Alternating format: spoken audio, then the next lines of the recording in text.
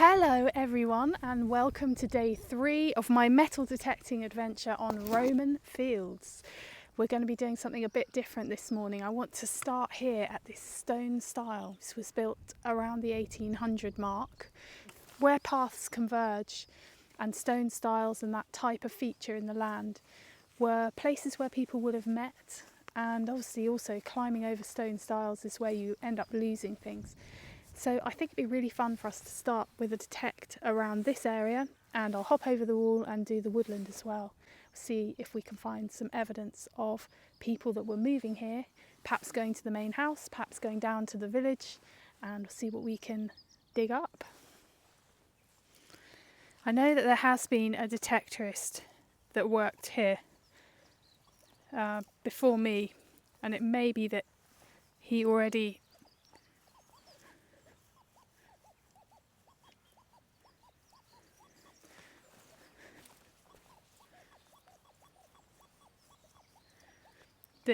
picked up any coins that were here, because this is an obvious place to come.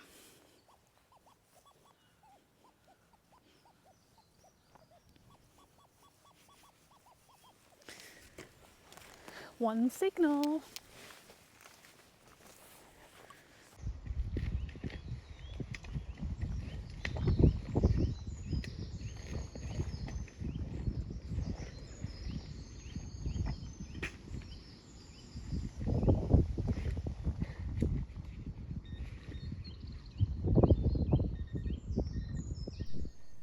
I think I can see silver in this hole.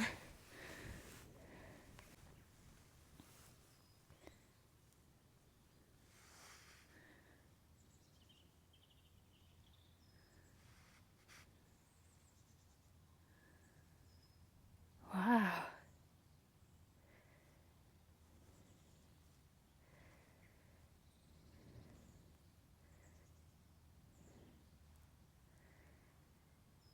$1940. Sixpence. A 1940 sixpence. A wartime coin. What a lovely coin. That's beautiful. I've never found one like that before. So this coin is a 1940 sixpence, and the great thing about that is that sixpences were made in pure silver until 1947, so we're in luck. We have got a silver sixpence made in the reign of George VI, and as I say, that's a wartime coin, pure silver. Lucky, lucky, lucky, lucky. I'm going to give that to the landowner for his Christmas pudding. Oh, that was great fun. What a lovely start to the day, a silver sixpence. And it just goes to show that, you know, you've got to think about where people moved. People moved where it's easy for them to move. And actually, the interesting thing about stiles is that they probably exist where people have moved long before that wall and that stile were there. People would have a line of desire where they would, an easy route to go from one place to another. So, yeah, stiles, top tip.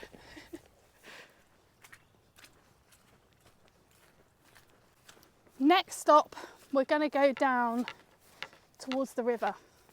This got me thinking about this hobby. Imagine it like a board game. Okay, so you've got your map of your permission, and your map of your permission is split up into grid squares.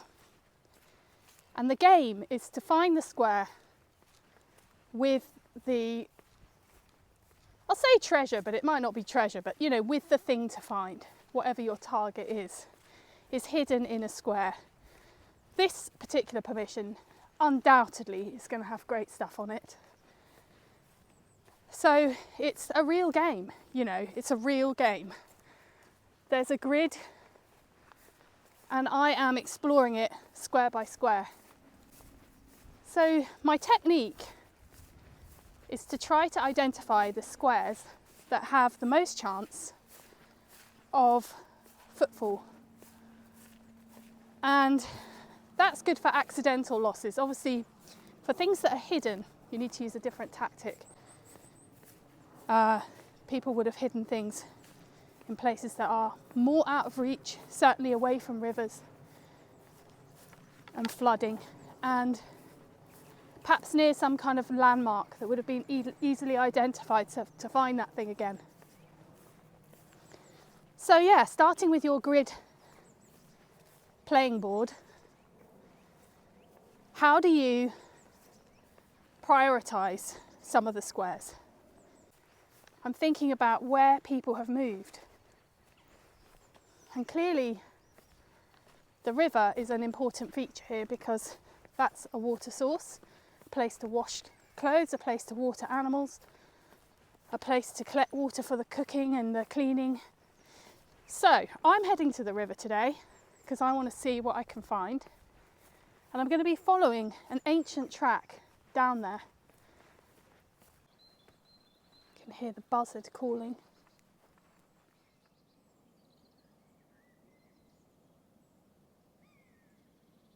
There he is.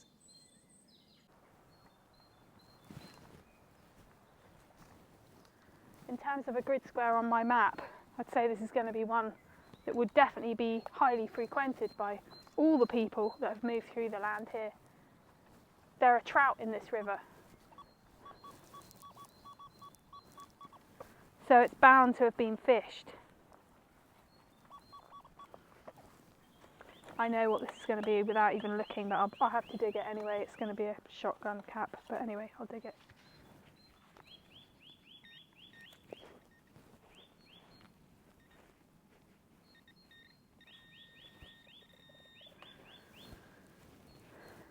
There you go. I knew it. I knew it would be a shotgun cap, and it was. So I found myself in this most beautiful river valley, and this whole field is mine to detect. I'm still walking down the drover's path, but I can see that there are ridges in the land, so it may be where the river has flooded, but there's a very clear ridge running around this field. See, river valleys are fertile, so it may have been farmed, but yeah, I need to explore. This is going to take me ages. It's going to take me years. I could spend a lifetime here and never even scratch the sides. The wild garlic is out. I think I'm going to sit on this piece of birch bark under a tree. That'll do. Might put a little stone on there for my, so I don't get too soggy. Wow, I love the place. So I was going to tell you about a recipe that I know for wild garlic if you're detecting anywhere where wild garlic grows. So this is what it looks like. Looks like rabbit ears, long straight lines running up its leaf. Be careful to get the right one because there are other kinds of leaf that look similar that are not wild garlic, but you can smell it. It's definitely wild garlic. So you want to pick some fresh new leaves and just a handful, and you use it a bit like a herb.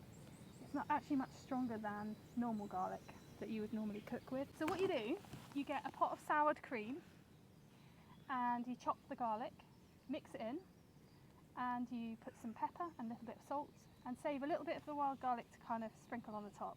And you eat that with dipping chips like corn chips or pita bread cut up into strips or breadsticks or carrots and cucumber sticks, anything like that.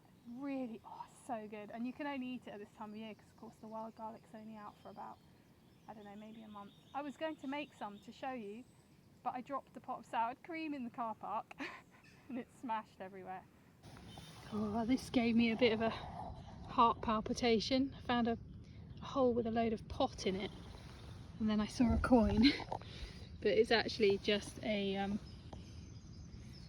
again, it's a kind of George, I think it's not that old of a coin. It's from the sort of 40s, I think.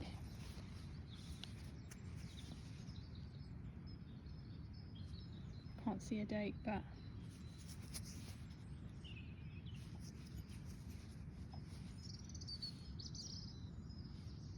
it's not a particularly old coin. I mean, you know,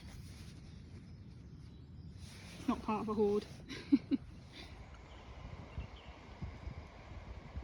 Rivers are just great, aren't they? They just relax you straight away. Look, the yellow butterfly is coming. Do you know what? I think that might be the first butterfly I've seen this year. Little celandines. They're so pretty, they close at night. They open in the sun. Oh, blue sky, guys, blue sky. There's that butterfly again. That butterfly is trying to tell me something. This is a public service announcement. I am too hot. God, this is brilliant. Miss Detectorist is losing her winter plumage. Yes.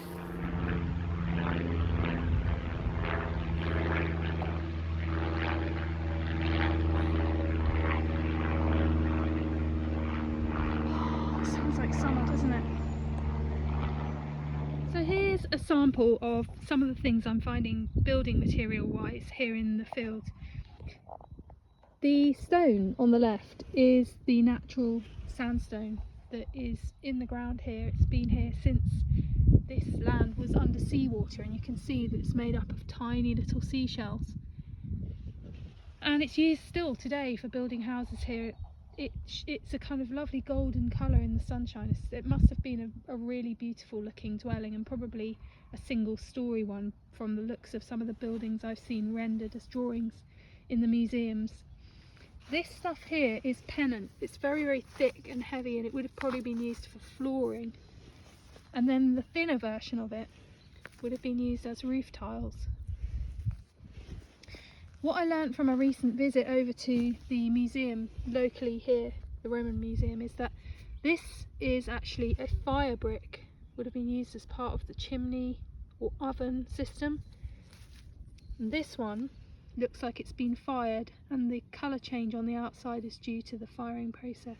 I don't know what that would have been used for, but it's kind of like a decorative tile, maybe. And this is a brick, but I'm not sure what that would have been used for.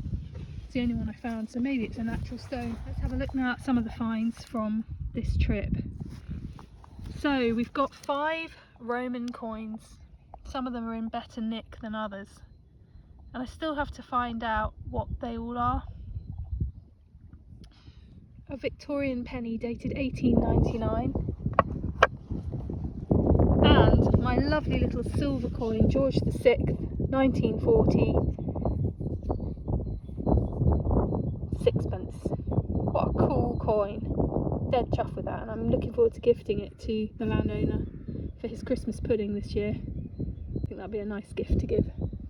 So all in all, a good haul, but I am looking forward to a bath, a rest, and going home. Well, it's time to say goodbye to Roman Fields once again. My March trip is over, and I'm going to be looking forward to the next time I can get over here, probably sometime during April, I should think. See you again next time. Take care, everyone. Don't forget to subscribe if you haven't already.